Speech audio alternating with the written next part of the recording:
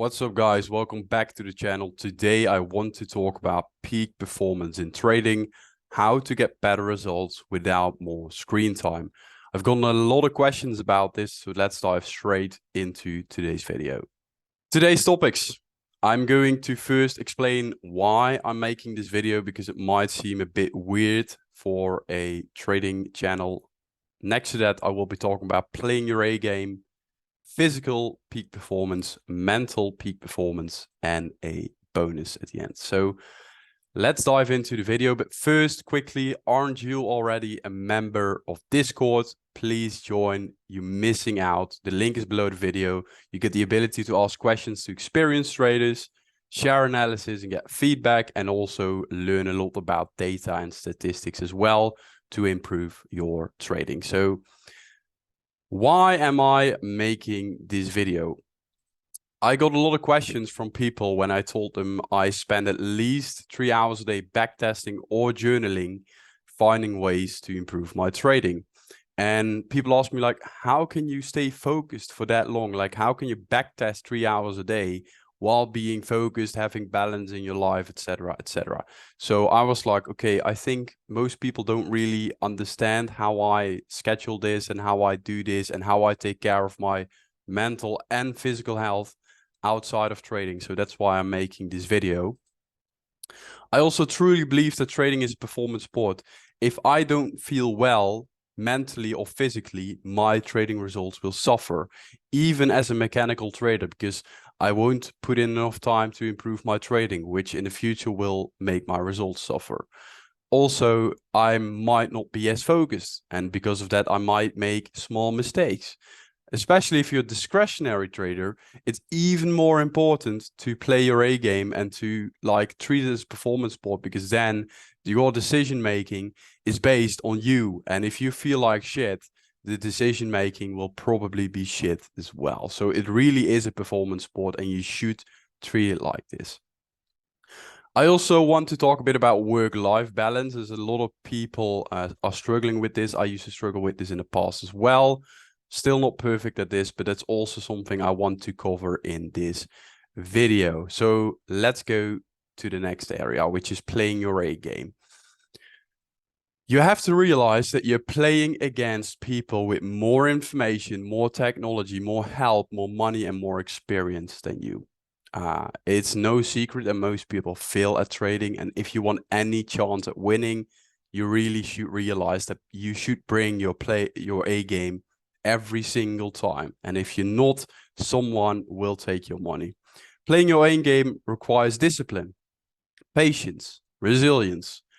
You should be mentally and physically in shape, or in decent shape, and be healthy. Why? Because it gives you more discipline, more energy, more focus, so you can spend more time on improving your trading. So you make less mistakes while you're trading. And the trading emotions have less impact on you. And it all comes from being physically and mentally in a good place. And that will be a big focus of today's session. I truly believe that if you are a fat person, you don't trade as well as if you were healthy and in better shape. I truly believe that. The reason being is, if you're fat, you can't even take care of your own body. Why would you be able to play your A game with trading? Doesn't make any sense to me. Next to that, you have less energy, you're less focused, your body is more inflamed, therefore your focus again will be less and you won't feel as good as you could. So let's go on to the next area. I want to start with physical peak performance, and I want to start with this ridiculous trend that has been going on for some time right now: body positivity. The picture on the right shows you a fat guy, and I wrote down, this is not body positivity, this is an unhealthy lifestyle, and using excuses do not fix it. That's the reality, and people that are promoting this body positivity just don't want to hear it, but it's the truth. And when I tell people this, they often think I'm rude, or they think, yeah, it's easy for you because you're in better shape than me. Like, I think it's ridiculous. I do believe you should be feeling fine with who you are, but being 20, 30, 40 kilos overweight and saying, it's just body positivity, you shouldn't be fat shaming or anything. I think it's ridiculous. this trend should be stopped, but that's another thing. So this is not body positivity. This is not healthy. This is just an excuse to not get healthy, period. So the question I want you to ask yourself, and you don't have to be like shredded and be absolutely godlike body, but ask yourself, are you healthy and in decent shape? Just ask yourself this, because if you're not, you will suffer in terms of trading results, in terms of putting in the hours you should be putting in. So really ask yourself that question. And also one thing I want to cover as well quickly right here is being fat and confident. Like a lot of people that complain they have low self-esteem and they don't have confidence are often overweight. And then I think to myself, like, of course, like if I was a fat guy, I wouldn't feel confident in myself because I can't even take care of my body. But if those people slim down and get more healthy, they often find the confidence increases as well, which is essential in trading. I will get to that later on. So ask yourself that question, because if you're not in shape, you have less energy, less focus, less confidence, and less discipline, which are all 4 things are needed for physical peak performance, also in trading. So how to actually improve your physical peak performance to have a better life, but also better trading results? First, I want to start with food. And here in the Netherlands, we have the so-called schijf van 5, which is basically ridiculous. It tells you which foods you should be eating on a certain day, in which quantities, etc., etc. And if you take a look at a picture, a big portion is a lot of carbs, a lot of grains, a lot of sugar, basically. I like this. A big portion is greens and vegetables, which has been proven by studies that it's healthy for you. But then again, a small portion only meat and fish, which should be way, way bigger based on recent studies. Now, I quickly want to put in a disclaimer here. I'm not a doctor or anything like that. However, I myself have been training in a gym for 8 years, and all the while I've been studying food and supplementation, healthy lifestyle, all these things. So these are from actual studies that I've written or listened to. So these are from actual studies that I read or even listened to from really reliable sources internationally, but also in the Netherlands.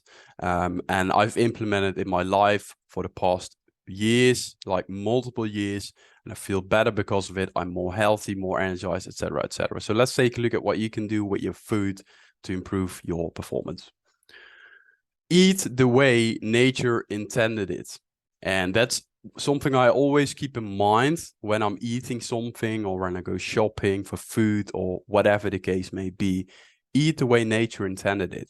Nowadays, everything is packed in sackets and bags and plastic foil, and this is processed and this is processed, and you never really get like the source, like how it should have been eaten, like without all the extras, without all the bullshit. So try to eat as clean as possible. That's what I always keep in mind. On a daily basis, I eat a lot of vegetables, fruit, eggs, fatty fish, good meat, those type of things. Those are all foods I eat while they're not being processed. And it's even better like when you get it from a source that's not the supermarket, but a farmer, for example. If you get meat directly from the farmer, it's way better than the meat you buy in the supermarket. So keep that in mind. Now, in terms of minerals, vitamins, and fats, I want to discuss those 4 things. Those are the things most people lack in. And if you lack in those things, your body doesn't function the way it should be, and it can be optimized. First of all, omega-3. Omega-3 is really anti-inflammatory, and most people are just inflamed like all day long because they eat so much sugar, so much omega-6, so much sunflower oil, all these weird oils we have these days. Omega-3 really repairs what the damage that's been done by those foods. It's really, really healthy, and most people lack it. I eat 3 cans of sardines a week, which gives me almost all the omega-3 I need in a week. And then next to that, I eat other foods that also have omega-3 in it to make sure I always eat enough. So omega-3 mainly found in fatty fish. So please increase the amount of fatty fish you eat basically to get more omega-3s in it, and you will thank yourself, because it also prevents heart disease, risks of cancer. It even helps your brain health. Like, it's a really, really good fatty acid, and most people lack in it. So again, ask yourself, am I getting enough omega-3s? Next thing is vitamin D and K2. K2 is quite hard to get via food. Vitamin D is decent to get via food, but most people, especially in the Netherlands, still lack vitamin D, mainly because the sun is just gone for a long time during the year, but also because they just don't eat enough food that contain vitamin D. So again, like, a blood test will show you exactly where you lack. But if you think like, okay, I'm not getting enough sun without sunglasses, like, don't wear those sunglasses every single time the sun shines a bit. Also, don't use those sunscreens every time there's a ray of sunshine. People are putting in oil and all these things to protect themselves from the sun. The sun is good if you moderate it, and then you get vitamin D from it. But if you're not getting enough, you should again aim for those fatty fishes. Eggs are good. There are other fatty sources that contain vitamin D as well. I personally, during the winter time in the Netherlands, I do supplement with D and K2 to get my levels up. A few months ago, I went to the doctor to get my blood checked, and she was actually surprised that I was one of the first people with vitamin D levels that were a bit higher than what it should be. She hasn't seen that before, because she was like, most people lack in this, but yours is pretty good. And I'm like, yeah, I take care of what I need to eat and what should be eaten. So the next thing is magnesium. Most people lack in this as well. Magnesium really helps you with sleep and also muscle functions and over 300 other functions in the body. So really, really essential. I supplement with magnesium also because I work out a lot. You tend to need more magnesium. So magnesium citrate is the best one from what I know, but you should be doing your research. And I take one extra pill every day, and it also really helps with sleep, like I said. So if you have trouble sleeping, you might be deficient in magnesium, and taking it might help. Next thing is salt. Now, if you're eating like the typical diet that everyone eats, you probably get plenty of salt. But as soon as you start eating the way nature intended it, so more vegetables, more fatty fish, more protein, less carbs, those type of things, then you will find that you can get deficient in salt. And that's what I experienced when I made this switch. I actually didn't add salt to anything. I was just eating everything clean, nothing processed. And after a while, I noticed my body just trying to hang on to water. And I started feeling dizzy when I was standing up, because I didn't have enough salt. So when you are eating like this and when you're working out, you should be adding salt. So in the mornings, I drink salted water, and I add salt to my meals as well to make sure I get enough salt. Salt is essential. The best source of salt are Celtic salt and pink Himalayan salt. Those contain a lot of minerals that you need in your body to function. So don't buy the standard salt in the supermarket that everyone buys, but aim for those better sources of salt, and you will feel better. This should be the basis of a diet. At least this is the base of my diet, and I've had great results with it. But also based on research, eating these things, fruits, vegetables, nuts, seeds, oils, not the sunflower, but for example, coconut oil is great. Extra virgin olive oil is also great. Of course, the fish oils, and then fish and meat. This should be the basis of a healthy diet. You aim for protein and healthy fats. So more protein, healthy fats, less grains and carbs and potatoes and all these things. You should skip more of those and aim for this. That really improves your health in a good way. Only a few meals per day plus intermittent fasting. Now, back in the day, I was eating like 8 times a day. And then I thought it was good because everyone tells you, oh, you should be eating every 2 hours because it keeps the engine running. But I actually found out, based on later research that it's actually better to only eat a few times per day, because then your body has enough time to digest.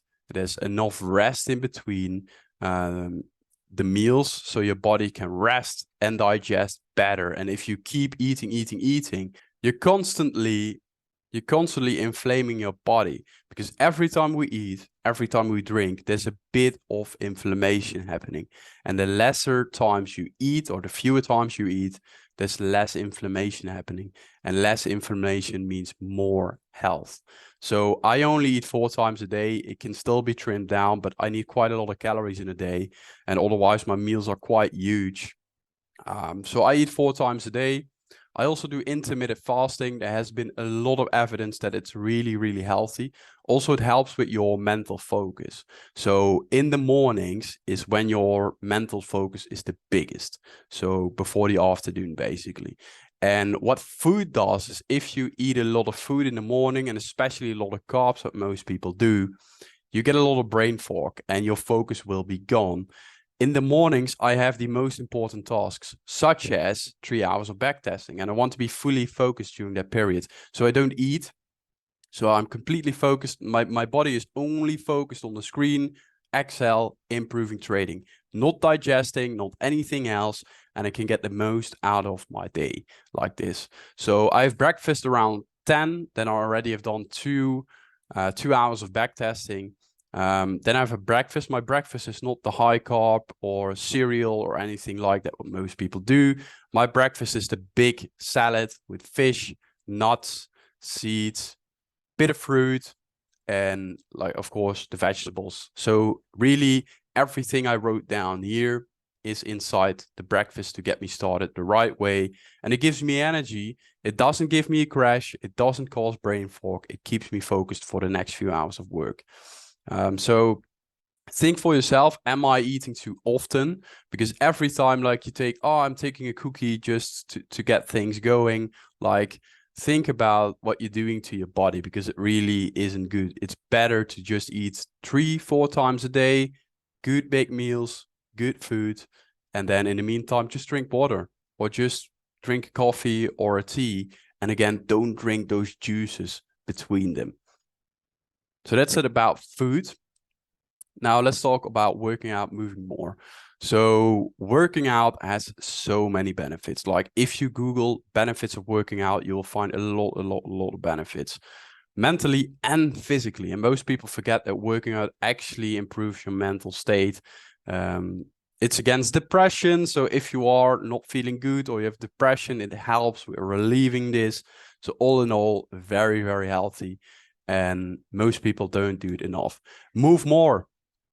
I'm sitting at a desk all day long. I do have a standing desk, so sometimes I stand, but still in between, I like to move more, because sitting is so bad for your body. Like, it really, really is. And I've definitely noticed since I've been trading full time for over a year right now. Before that, I was trading part-time, but I still had a job behind a desk.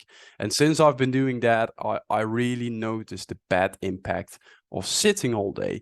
So move more. Ask yourself, am I moving enough? Yes or no? Because if you're not, your health will be suffering.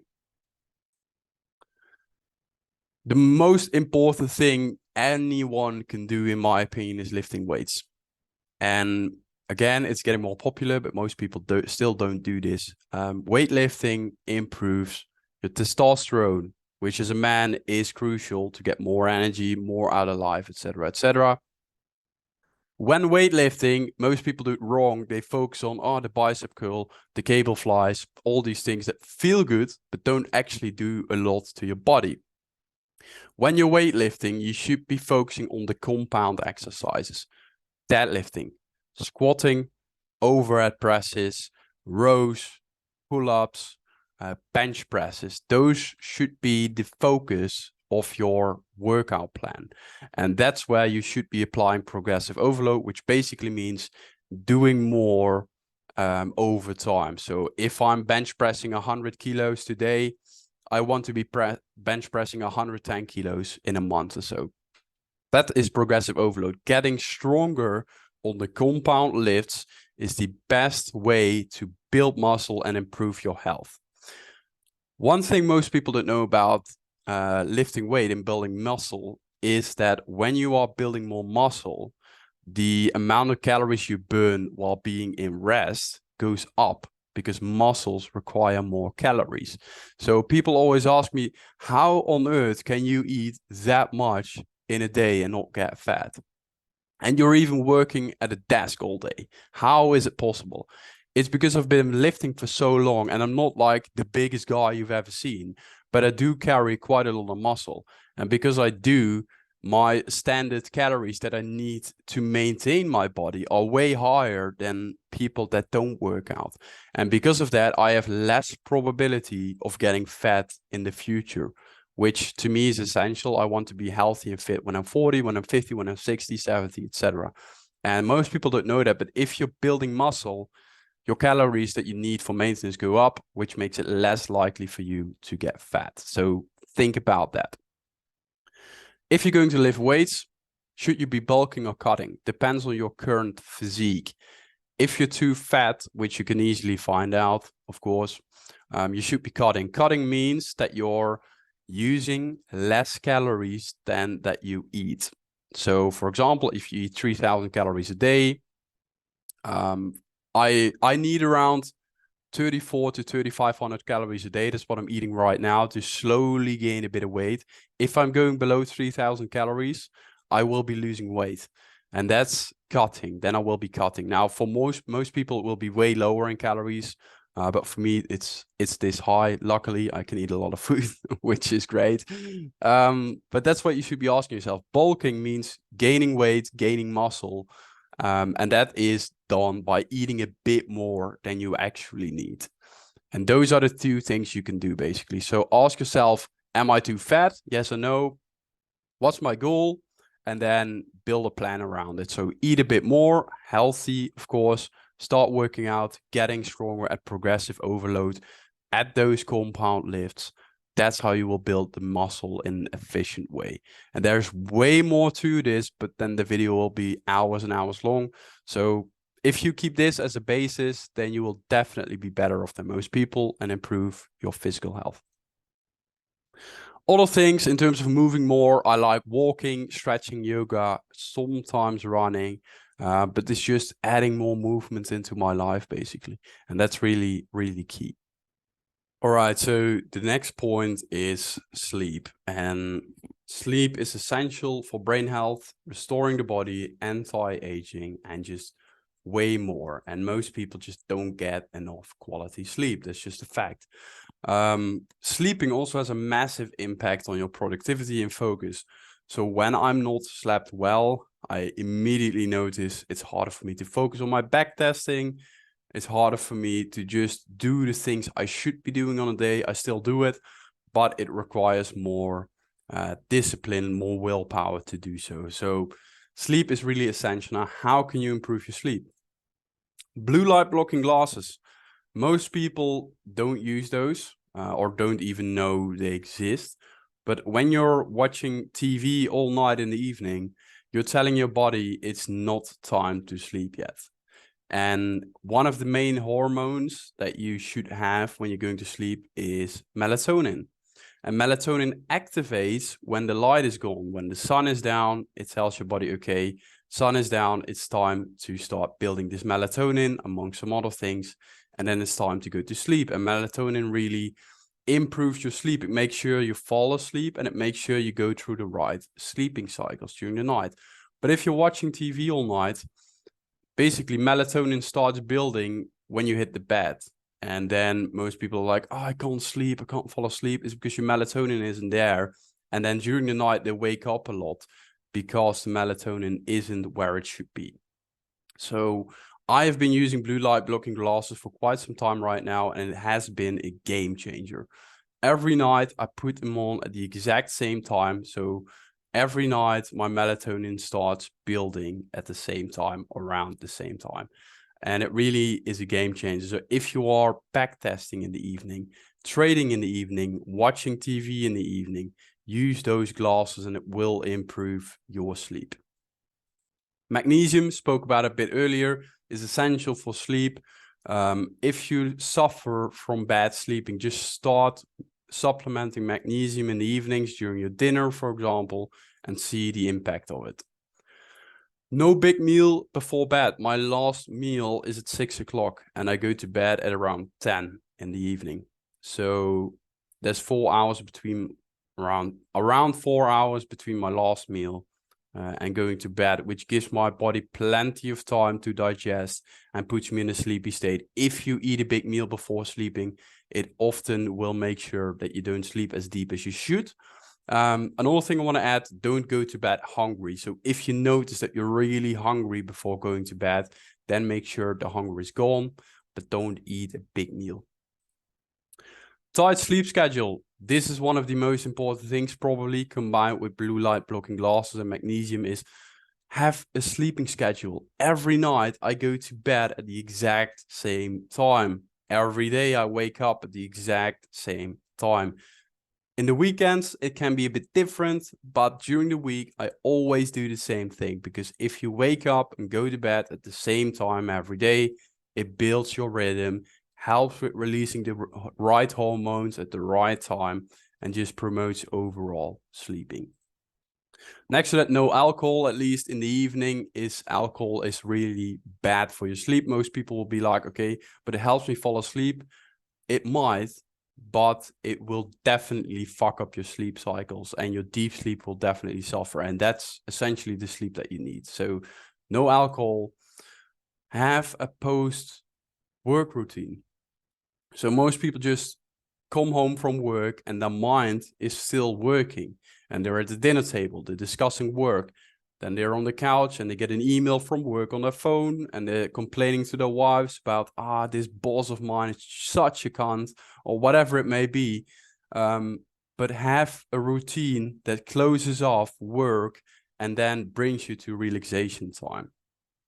So what I do after I've been trading or working all day at my trading, it's NSDR, which I will dive later into. But in the essence, you want to build space mentally and physically between work and then relaxation time. And a post-work routine will help that. I use NSDR. I will dive later into this. Morning sun.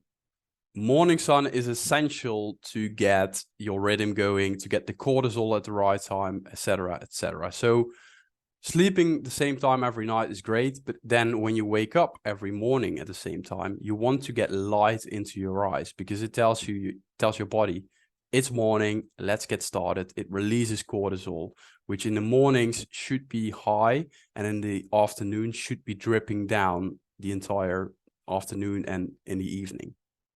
So as soon as you get light in your eyes in the morning, 15 minutes of sun or anything like that, then it tells your body, okay, let's get started, basically. And it releases the hormones you need to then later fall asleep at the right time. So it's essential now, if you can't get morning sun, like I can't in the Netherlands, bright lights, there are some lights for this that can simulate the sun to get you almost the exact same results. So NSDR, what is it? It's non-sleep depressed. It decreases cortisol late in the day. It creates space between work and relaxation.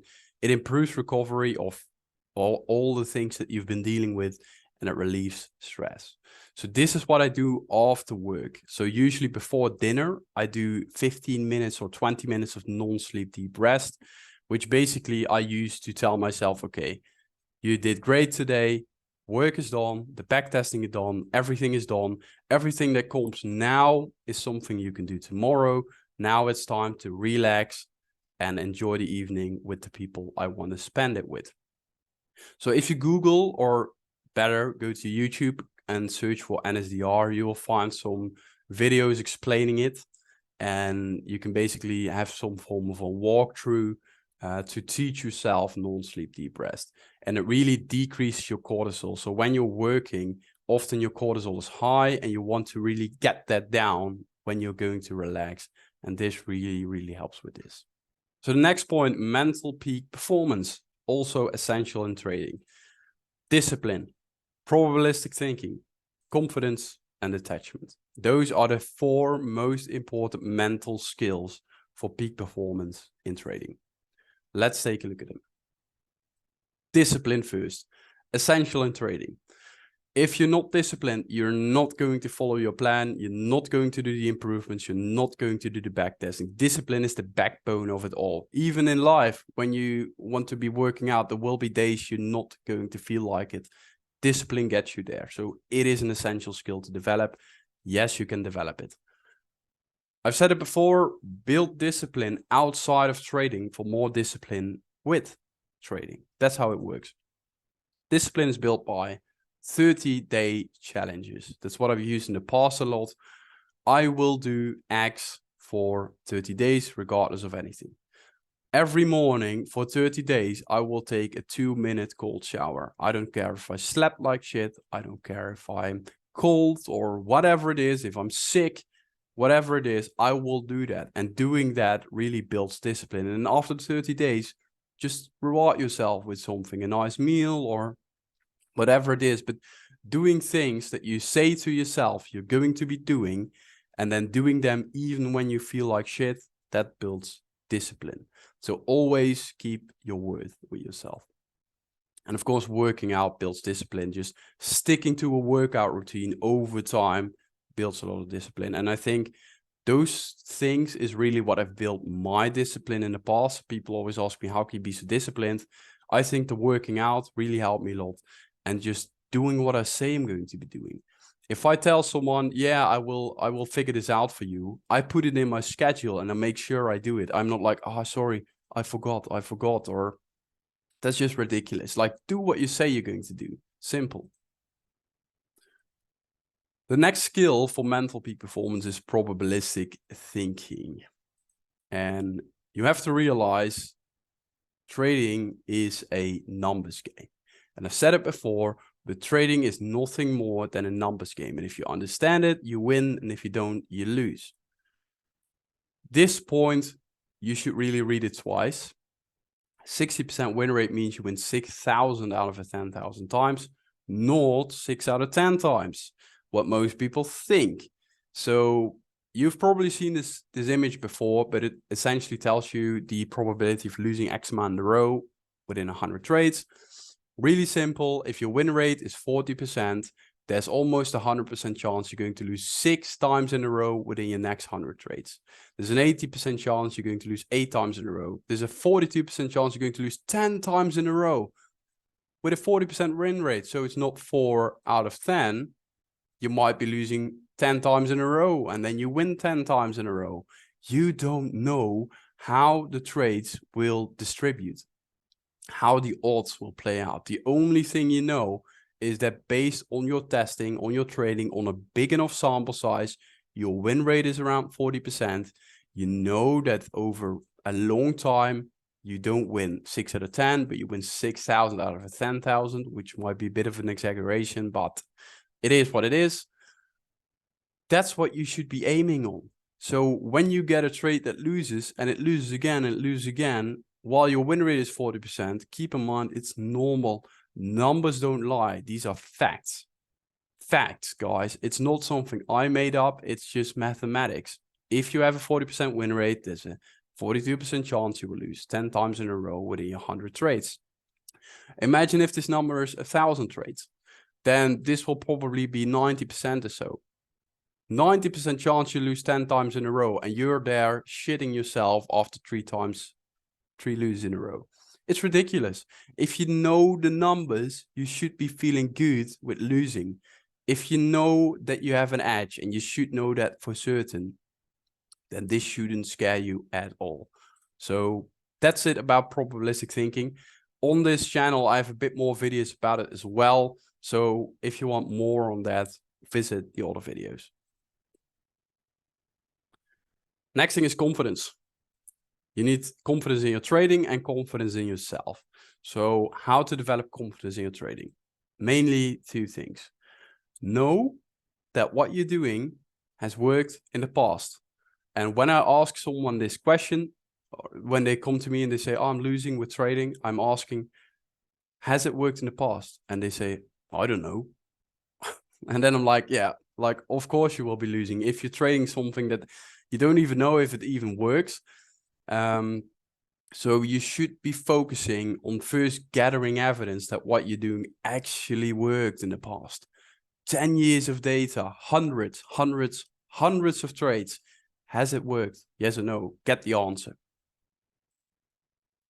Know why what you're doing works, how it works, when it works. You should know everything about your strategy. So first of all, figure out why, if it works, and then know why it works. You know, when does it work? How does it work? If you know exactly what you're doing and it works based on statistics, you will have a lot of confidence in your trading.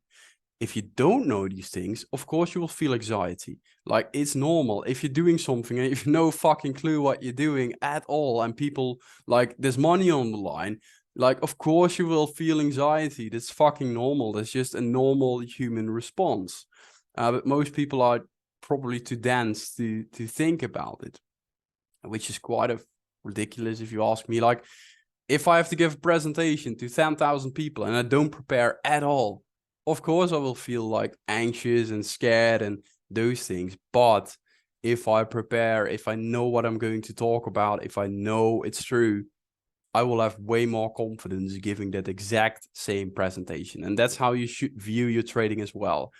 If you have a lot of emotions, if you're struggling to follow your plan, it often is a lack of confidence. And doing these two things will build your confidence and decrease the emotions you have for trading.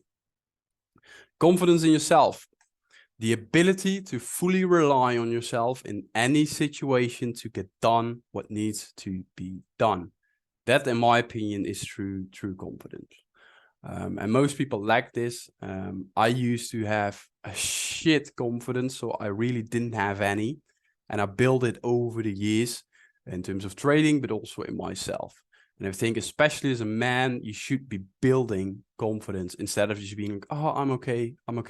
Like, that will never work. Like, if I'm a fat guy, I would never be confident in myself, period. How do you build your confidence? Again, same as with discipline, keep your word to yourself, to other people, because confidence is also, can I rely on myself? And if you're constantly saying to yourself, I'm going to do this, but then you don't do it, it builds a picture in your mind that you can't even trust yourself. Like, how can you be confident in yourself if you don't even keep your word with yourself? Ridiculous. So keep your word with yourself at all times. This is also a big realization for most people. Realize that no one has a clue of what they're doing. We're all doing what we think is best. So most people that lack confidence think, oh, I need more certainty in my life. And oh, he seems so certain of what he's doing and all these things. But no one knows what the fuck they're doing, basically. Everyone is trying to figure out life and do what thinks is best for them. That's it. That's life. So keep that in mind. Keep your word. And of course, build yourself up. Like, if you suck at something, get better at it. If you want to, like, pick what you like, you know, pick what you want to improve. You don't have to be the best in anything. I want to be the best trader. So I built myself up there. I want to be in good physical shape. So I built myself up there. If I suck at social situations and I want to be better at them, I built myself up there. Those things build confidence. And that's really important to realize. Most people just want to improve themselves for the sake of it. And I think that's ridiculous. You should be picking what you feel like is important to you to improve, to get the results you want. That's why you should be focusing on. That's how you should be building yourself. And that gives you more confidence. All right, the next skill, detachment. Detachment is the ability to detach yourself from impulses, emotions, and circumstances. It's really what Stoicism is about. It's really about, okay, I feel these emotions, but I'm separating myself from it right now to get things done, or I'm choosing to use the emotions in a way that benefit me. I like Stoicism. I've been studying it a lot, and it's also helped me to shape the trader I am, the person I am. So it might be worth for you to investigate Stoicism, reading more about it. What is it about, you know? What is Stoicism? And finding a way to implement it in your life. But with trading, you want to detach yourself from the trade outcome. And you can create that by, first of all, practicing the skill of meditation. I've been doing that for multiple years, every single day. And because I have been practicing meditation, I'm very good at keeping a bird eye view. I'm very good at, okay, emotions and impulses. Okay, I park you there. I do what I have to do. Then I get back to them. Okay, why did I feel them? How did I feel them? And then I just let it go. I'm very good at this. And that's, I think, one of the things that really, really separates me from other traders is if I lose 20,000 euros in a week, I don't really care. I let the impulses come. I put them aside. I ask myself, okay, is this normal in terms of trading? Did I follow my plan? Did I make any mistakes? Yes or no? Okay, I did everything the way I should. I get the emotions back. I look at it, okay, from a rational standpoint, I did everything I could and I should. These emotions tell me something is wrong, but clearly there isn't. I stick to my plan and I let it go. I'm really good at this, and it's because I've been practicing meditation for so long. So I would definitely advise you to research that as well. Probabilistic thinking, already spoke about it. It creates detachment from your trade outcome. Hiding your P&L. Most people don't. Like if I have 5 swing trades on and they're all day long, 5,000 in the positive, 5,000 in the negative, 10,000 in the negative. Of course you feel emotions, like you make it so hard for yourself. What I do is I put in the trades, I close the platform. And I only open it when I need to. And when I'm opening it, my P&L is hidden. I only open my P&L in the weekends to fill in the journal. That's it. So that really detaches you from the outcome and focuses on, okay, charts, trading plan. Those are the things I can control. Can't control the outcome. The only thing I have to do is execute my trading plan without mistakes. Also, don't check the charts all day. Like most people have MT4 on their phones, and that's fine. But then they are just checking every 5-minute candle. Ridiculous. Of course, you will go crazy. So focus on only checking the charts when you need to. And build the habit of not checking it all day long, basically. So to conclude this long session, and I can go on for ages about this because I'm very passionate about it and I think it's really important. But to conclude, play your A game or lose money. It's that simple. What things that I spoke about, so in terms of food, mental health, working out, all these things, which ones can you implement on your lifestyle? And just start small. Maybe start by, okay, I'm going to quit eating this cereal for breakfast and we're going to do a healthy salad. And then a few weeks later, you're going to be like, okay, I'm going to cut out one meal and just make one bigger healthy meal. And then the next week you do this. And then step by step, you improve your lifestyle, improve your energy, and therefore improve your trading. Build a schedule. I'm going to backtest 1 hour a day at 7 p.m. in the evening. Just an example, but think about these things, because even if you backtest an hour a day, that's 30 hours of backtesting in a month. That's a lot. Like most people don't do that in a year. If you do that, you are well ahead of most people. So just small things, like even 30 minutes a day on journaling or whatever it is, over time, it builds so much results into your trading. So think about it. And of course, build a routine for working out, moving, and taking care of yourself, because essentially no one is going to take care of yourself. It's on you. You're responsible for your health. You're responsible if you're fat. You're responsible if you're getting injured, whatever it is, it's your responsibility. And nowadays, it seems like most people just don't want to take responsibility, also because of all the bullshit that's going on regarding body positivity and all these things. But essentially, it's your responsibility.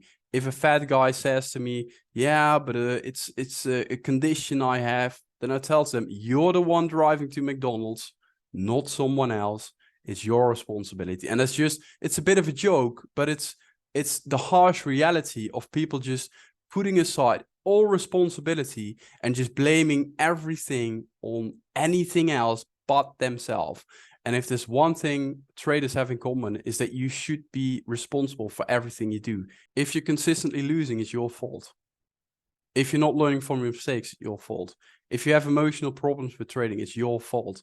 Because only when you accept it's your fault, then you can improve. So people that are overweight, and I use this example a lot because I've dealt with quite a lot of hate from overweight people in my in the way I speak about things. I can give you a quick example, getting a bit of topic here, but with the COVID thing, I didn't take a vaccine because it wasn't necessary for me. I take care of my health. I'm in shape, etc., etc. And there were some fat people complaining to me saying that I was going to take up hospital beds because I didn't take the vaccine. So I told them, you're the one that's being fat. You have higher risk of getting in a hospital than me. Most people in the hospital are there because of a result of an unhealthy lifestyle. And you're telling me I'm eating clean, I'm working out, I'm taking care of myself. The only thing I'm not doing is taking a vaccine that I don't need. You're telling me with your unhealthy lifestyle and higher probability of getting in the hospital, you're telling me that I'm selfish for not getting it? It's ridiculous. And that's the world we live in today. So again, someone that's just not taking responsibility for their shit situation and just painting this picture on me that I'm the bad guy, while I'm the one that's telling them what it actually is. Now, I'm not a know-it-all, but I do know a lot of things, and I do know when people just try to avoid taking responsibility. So focus on being responsible for everything, because that's where improvement comes from. If someone is overweight, never takes responsibility. It's always, oh, it's the candy shop that's too close to my neighborhood, and it drags me in. I have to buy the candy. Like, you will never lose weight. But if you're like, okay, I'm the one that buys the candy. I'm the one that walks into the shop. I should stop doing that. That's where growth is. And that should people always keep in mind, whether it's live, trading, etc. So this topic is quite big, and I want to allow you guys to ask a lot of questions about this. So if you have questions about this, comment down below, join the Discord. Link is below to ask me the questions, or just go to my website. There you can send a bit more of a personal email to me regarding your situation. Like, even if you're overweight or anything, I can definitely give you some tips to start with losing weight or getting in better shape, getting better trading performance, whatever it is. I love to connect with you guys. So thank you for watching. Hopefully you liked the video, and I see you next time.